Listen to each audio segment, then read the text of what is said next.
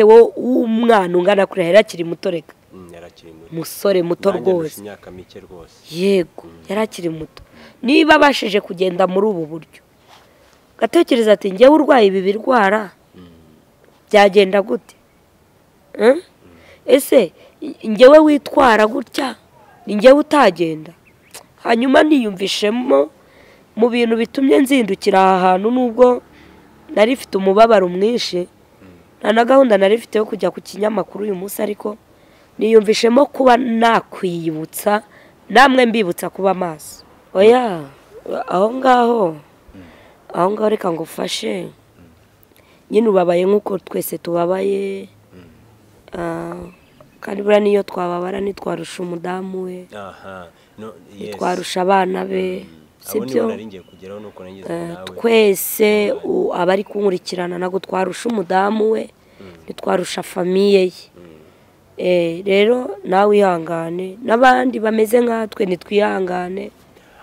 Amahoro y'Imana nshuti bakunzi ba Mama Haleluya TV mugubwe neza rero aho muri hose haba ari mu Rwanda mu mpande zikikije u Rwanda zose ibihugu by'abaturanyi East African muri Afrika yose Burayi Oceania Canada abantu mubasha gukurikira Mama Haleluya TV turabasuje muri aka kanya. Yego amahoro y'Imana nabane namwe yaba wowe yaba bankurikiye hano kuri Mama Haleluya TV. Mama Haleluya TV rero ndabizi neza izagera kure kubera Yesu. Hanyuma rero Mama Haleluya ni njyewe muzajya mubona abantu batandukanye bavuga ijambo ry'Imana n'ikigamije ariko ni njye nyine rero ndabasuje kandi mbifuriza ikaze hano kuri yicano amahoro y'Imana bane namwe. Yego kandi Mama Haleluya abantu barimo baragenda badukunda muri no minsi. Yego uri kubibona nta n'ingiye ariko njyewe abantu banyanze hari igihe ariko biba birushaho ubona ko hari ukuntu bari kuza bitabira. Ikintu cyo namenye iyo Imana ikwemera ijambo rirakomeye iyo Imana ikwemera ikwemeza abantu. Yego icyo cyo ntabwo ushobora kwiyemeza abantu ntabwo ushobora mbega nta muntu wagukunda kubwe yaba umugabo wawe yaba abana bawe yaba ariko iyi Imana ikwemeye ikwemeza abantu. Yego reka dutangire dusenga kugira ngo dukomeze n'ikiganiro. Ndagushimiye data twese uri mu ijuru icyubahiro ni icyawe tugushimye ko waturinze ubana natwe kandi n'ubundi ukomeze uturinde urinde abacu urinde inshuti abavandimwe. Ikiganiro tugiye kugirana ukibera umuyobozi kandi kigere abo gifasha kigere abo hari aho kibakura naho kibageza kandi heza. Imbaraga n'amavuta n'umwuka wera bitubeho ako kanya mu izina rya Yesu Kristo umwami wacu amen. Mama Haleluya ubone nkumenyereye ko umuntu ugira morale uyu munsi noneho ndabona byahindutse. Uyu munsi ntago meze neza mfite ibintu bibiri biri gutuma ntagaragaza umunezero cyane. Ikintu cya mbere ndarwaye maze iminsi ndwaye hanyuma rero nawe ubu sindakira. Yego hanyuma icya kabiri ni umuvandimwe wacu Theo watuvuyemo ntabwo byanejeje umutima wanjye nababaye ni gake cyane wabona ndira bundi ndira iyo ndi mu bintu bya Yesu niwe undisa ariko kubera ukuntu isi yambaze nta kinya ikankaranga mu myaka mike nari ifite nta kintu kijya gipfa kundiza ariko Theo numvishije ibyabaye numva ndababaye ndamuririra mu yandi magambo. Mama Haleluya Theo Pastor Theo ari mu bantu barijije abantu benshi mu iki gihugu. Si n'iki gihugu gusa n'isi yose. N'isi yose. Yego kuko baravuga ngo uyu muntu yari umuntu wacu yari uw'umumaro ku mpande zose. Kugenda kwe mbese muri make yuriyumva ute kubona umuntu mwari muhuje amwe mu mateka n'ubwo wenda ataba yose ariko harayumuhuje uri kubyakira turi kubyiyumvamo gute ibyo bintu byabaye? urumva nyine niyo mpamvu mbajije ngo nahindutse. Theo nari mfite na gahunda yo kuzajya kumureba. Rero urumva ko ntabwo byanshimisha uburyo mbyiyumvamo. Ndababaye byababaje umutima wanjye, ariko Yesu yamukunze kuturusha. Yego, yamukunze kuturusha. Theo buriya duhuje ibintu byinshi. Yagendaga yari pasitoro, ndi umuvugabutumwa, nkajya ngenda ku midugudu ye tukaganira, kangira inama. Afite ubuhamya bw'ukuntu yabaye imbobo, nanjye nkamuha ubuhamya bw'ukuntu nabaye imbobo. Afite ubuhamya bw'ukuntu mbega yabayeho mu buzima bubi, ko mu bikarito na hehe, kurigara n'ahandi. Kurigara ni ahantu banywera itabi cyangwa se ni ahantu abajama bahurira, abaniga bahurira bakahacomera. Ibyo bintu nkumva turabihuje. Wenda icyo namurushaga ni uburaya nakoze, ariko urumva ko dufite ibintu byinshi bituma dusa. Rero byambabaje mu buryo busanzwe, nubwo ari umugabo, ni musaza wanjye, ariko namubaraga nka mukuru wanjye, nk'umuntu wananze muri ibi bintu, nkamugenderaho nyine nka yego. Rero iyo nabonaga atera intambwe numvaga nezerewe, atera intambwe nkanezerwa, nkavuga ni nanjye Imana izangirira neza. Rero kuba atuvuyemo ntabwo nyine byanejeje. Nanjye uyu wa gatanu mama Haleluya, nanjye uyu wa gatanu wa mbere mubi cyane. Kubera iki se wowe? Nagiye kubona mbona banyohereje linki yari ivuye ku kinyamakuru, bari kuvuga ngo Theo yapfuye. Njye nagize ngo ni inzozi, nahise nibuka nta kwezi kwari kwashira, niba nibuka neza iminsi wenda ntabwo ndi kuyibuka neza. Yaraje ahangaha hano turimo turakorera ikiganiro, arangije arambwira turagikora dusoje. Ndavuga ni rero nk'umushumba reka turebe ahantu twakicara hamwe n'amazi kugira ngo agende ameze neza, kuko hari n'izuba ryinshi. Arangije afata imbago, turagenda tugeze hariya. Nanjye ubwo ndi kugwa hamwe mu mateka makeya, kuko ibyo umuntu yamuvugaho ni byinshi. Buri muntu wese yavuga, buri wese yavuga, n'abatoya n'abakuru n'abasaza n'abatumva ikinyarwanda baramuzi. Arangije aho kwicara arambwiye ngo ndimo ndihuta, kandi kuko yarihutaga mu mirimo yakoraga, wabonaga ko ari umuntu ufite intego, ufite gahunda, udahari kubera ibintu byinshi yabaga arimo. Arangije arambwira ngo ntago nicara. Urumva ukuntu yambwiye? None se mushumba wabanje ukanaruhukaho gakeya hanyuma ukagenda? Arabyanga. Arambwira ati ahubwo wowe ngwino hano. Turagenda tujya hariya nyine mu ga studio kanjye. Ahita ko arambwira ati ahubwo reka ngusengere. Azamura isengesho, aransengera, asengera studio, mbese ikintu cyose, imigisha yose ayinyaturiraho. Arangije arambwira ati rero mu gihe gitoya ndaza nkurebe duhite dutangira akazi. Ntago mbabajwe n'akazi yari kumva, kuko nzakabona n'ahandi. Mbabajwe n'ukuntu agiye tutongeye ngo twicare tunaganire basi. Pole. Mbabajwe n'ibikorwa yari yaratangije. Cyakoze wenda Imana izadufasha igira abandi bantu bo kumusimbura. Nta n'ukwezi kurarangira. Oya, aho ngaho reka ngufashe. Nyine ubabaye nk'uko twese tubabaye. Kandi buriya niyo twababara ntitwarusha umudamu we, twarusha abana be, sibyo? Twese abari kunkurikirana ntabwo twarusha umudamu we, ntitwarusha famiye ye. Rero nawe wihangane, n'abandi bameze nkatwe nitwihangane, nitwihangane natwe tuzamusangayo.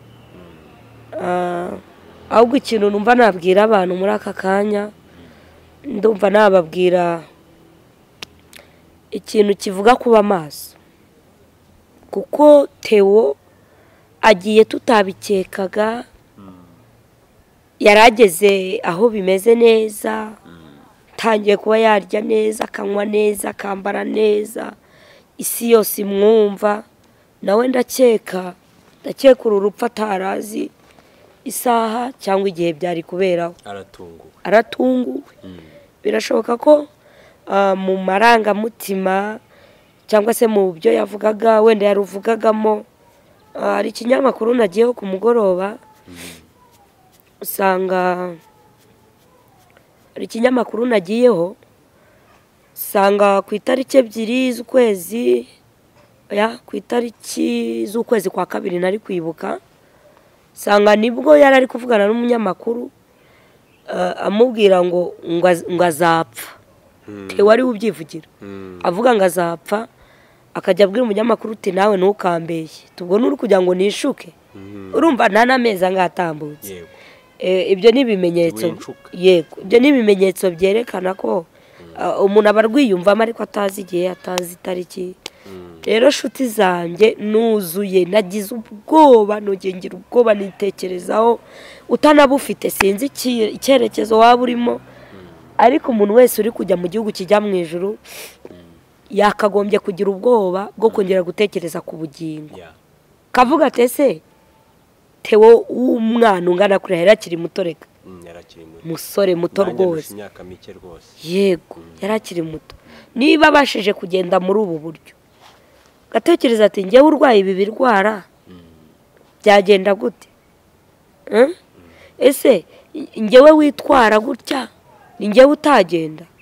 Hanyuma niyumvishemo mu bintu bitumye nzindukira aha hantu, nubwo nari mfite umubabaro mwinshi, nta na gahunda nari mfite yo kujya ku kinyamakuru uyu munsi, ariko niyumvishemo kuba nakwiyibutsa, namwe mbibutsa kuba maso. Kuba maso, ukaba maso, ariko amaso numva ndi kubabwira saya ngaya kuba ndi kureba, ni amaso yo mu buryo bw'umwuka, mu buryo bw'ubugingo. Nitwifata uko dushaka, ahubwo umuntu wese abere maso ubugingo bwe. Hanyuma byatumye soma isomo hano muri Matayo ibice 24, nahasanze ijambo riteye ubwoba shaka kubabwira. Ijambo rivuga ngo nuko mube maso, 24 umurongo wa 42. Matayo 24 umurongo wa 42. Haravuze ngo nuko mube maso kuko mutazi umunsi umwami wanyu azaziraho. Ntago tuzi, yaza dutunguye, turi kubwirwa kuba maso. Hanyuma kuri 43 aravuze ngo ariko ibi mubimenye, iyaba nyiri rugo yaramenye igicuku umujura azaziramo, yabaye maso ntiyamukundira gucukura inzu ye. 44 nuko namwe mwitegure, kuko igihe mudatekereza aricyo umwana w'umuntu azaziramo. Imana idufashe kandi Imana idutabare. Shuti zanjye, abagabo muzagira umugisha bo kunyumva, abakobwa bazagira umugisha wo kureba iri jambo ry'Imana ashyizeho, kuko ni umugisha. Abasore, ababyeyi, abana bato bazabasha kubyumva. Ikintu nyamukuru mbazaniye ni mube maso. Ngiyaba umuntu yakamenyeye igihe umujura ari buze gucukura inzu ye, yakabaye maso kugira ngo atamwemerera kuyicukura. Burya yakabaje ko azi ko umujura aje, akaba yanashaka na pandagari kaza igakora kortira, ubuyobozi bukahaza, abasirikare, abapolisi, banyerondo n'abandi bakamufasha kugira ngo badacukura inzu. Ariko umujura nawe acunga cya gihe udamaraye, utazi iyo biva n'iyo bijya, usinziriye uri muri nini. Hari n'igihe acunga imvura iri kugwa, akaza agacukura ntumenye uko byagenze. Hari n'abo binjirana bakabakura no ku buriri bakabashyira hasi bagazingana amatera. Hari n'abo binjirana bakabatera ibyuma kuko batari bari maso. Bene da, mureke tubere maso ubugingo, kuko ari igihe abantu bicara bakikanga ibyo bamaze kugeraho, abantu bakikanga ibyo bamaze gutunga, ukikanga amafaranga utunze kuri konte, ukikanga amazu umaze kubaka, ukikanga abantu umaze kubyara, mbega ukagira ibintu uhagararaho ukavuga tubona injuriho. Ariko mureke mbabwire, kurama k'umuntu ni nk'ururabo. Ururabo rucaho rumeze neza rutoshye, ariko mu kanya warugeraho ukabona izuba ryarukubise utanarusoroma. Turashimira Imana ikidutije akakuka, kandi nabo kaba kavuyemo si uko ibibanze. Ariko nshuti zanjye, ni mube maso kuko tutazi umunsi n'igihe Yesu nawe ngo azaza atunguranye, yaza aca mu rupfu nk'uko mukameruka. Ubu nonaha birashoboka, mukameruka ubu nonaha bikarangira mutazongera kumbona ukundi, ubwo abaciye mu rupfu. Birashoboka ko yanaza agatwara itorero akagusanga mu bidafite umumaro, ukaba urasigaye. Ariko intego nyamukuru yo gukizwa ni ukugira ngo tuzajye mu ijuru. Ikibazo si no gupfa, tuzapfa. Hari n'abandi bapfuye, hari n'abari gupfa, tuzapfa. Ariko ese wowe upfuye wajyayo? Ngewe mpfuye najyayo? Ibi ni ibintu dutegura turi hano mu isi. Wigeze umbaza ngo Imana ngo abantu bose bapfa ngo ibibajyanye? Nakubwiye ngo simbizi niba ibibajyanye cyangwa ibitabajyanye, ariko ubuzima ugomba kubamo ni wowe ubutegura uraho. Iyo ukoze neza Imana irakwakira, kuko Imana yadushyize inzira ebyiri imbere. Iratubwira ngo muhitemo iyo mushaka kunyuramo. Iravuga ngo niba ushaka mu bugingo, ca mu nzira ifunganye y'imibabaro, ntubeho uko ubyumva, wemere ucishwa Imana igucishije. Niba ushaka inzira kandi yo kuryoshya, icire muri iyi ngiyi y'igihogere. Rero iyo waciye mu nzira y'igihogere ugatabaruka, byanga byakunda uba ugiye kwa Satani. Iyo waciye mu nzira ifunganye, byanga byakunda uba ugiye mu bwami bwo mu ijuru, kuko Bibiliya iravuze ngo abanjye ndabazi. Yego rero nshuti zanjye, nabibutsa Galata kuba maso, nanjye mbyiyibutsa kugira ngo turebe ko twazarangiza uru rugendo amahoro. Imana ibahe umugisha. Haleluya TV, ubundi ugasenga tugasoza. Abakunzi banjye ndabakunda cyane, kandi Yesu akomeza abandindire. Yesu akomeza abandindire. Abafite ibyaha bananiwe kureka, Imana ibaha imbaraga zo kubireka igize itanga. Abafite ibibazo, haba ari uburwayi, haba ari imanza se, haba ari ibintu bitandukanye, mufite ibyifuzo bitandukanye, ariko iyera Bibiliya yarambwiye ngo nijya yumva ibyisabwa. Iyera Imana y'amahoro ibasubize, mbega imitima yanyu inezerwe. Mfite icyigisho narakibahaye kivuga ngo Imana ikwiyereke mu buryo binezeza umutima wawe. Umutima wawe Imana iwunezeze. Hanyuma abanyarwanda muri rusange, navuga ngo nimukomere kandi twihangane. None niwe, none niteho, ejo nitwe. Ahubwo tube maso kandi dutegura aho tuzajya, kuko ubu buzima turimo burarangira. Rero n'abari hirya no hino, abakunzi ba Theo, reka mbabwire ngo nimwihangane. Pole sana, natwe turihanganye. Imana ibahe umugisha. Yego. Hanyuma famiye ya Theo nta kindi kintu narenzaho, niyihangane. Nyuma y'ubu buzima hari ubundi buzima bukomeza. Nimukomere. Ndabizi neza uriya mugabo yakoreye Imana ntabwo izabakoze isoni. Hari n'undi mugore yigeze itabara ngo bagiye gutwara abana be, ariko basanze umuhanuzi Elisa atubura ibyo kurya. Kuva icyo gihe nta gisebo kigeze kiba kuri uwo muryango, kuko bakoreye Imana. Rero bene data, namwe aho muri, Madamu Theo n'abana n'umuryango hafi wa bugufi, Imana ibakomeze. Nyuma y'ubu buzima hari ubundi buzima. murakoze cyane. Mukomeze mugubwe neza rero abari badukurikiye kuri Mama Haleluya TV. Amahoro y'Imana nakomeza abane namwe. Amen. Kandi nanjye navuga ngo mwihangane, Theogene na bagenzi be, Imana ikomeze bakomeze baruhukire mu gituza cy'Imana, baruhukire mu mahoro, bashyira heza aho mu ijuru, kandi tuzababona mu ijuru. Tuzababona niba bararikoreye. Yego. Niba batararikoreye njye nkarikorera sinzababona, niba nanjye ntari kurikorera bo bararikoreye ubwo nzarimbuka barijyemo, ariko mu byifuzo byacu tuzahurire mu ijuru. Tuzahureyo. Amen. Ngaho rero senga Imana dusoze. Turagushimiye kuko wabanye natwe, utugiriye neza, komezanya natwe. Mwanditsi yandika yaravuze ngo he tutaya zobrere shayini, yaravuze ngo nimube maso kuko mutazi umunsi n'igihe. Duhereze kuba maso, kandi ngo iyaba twari abanyabwenge ngo twakwitaye ku iherezo ryacu.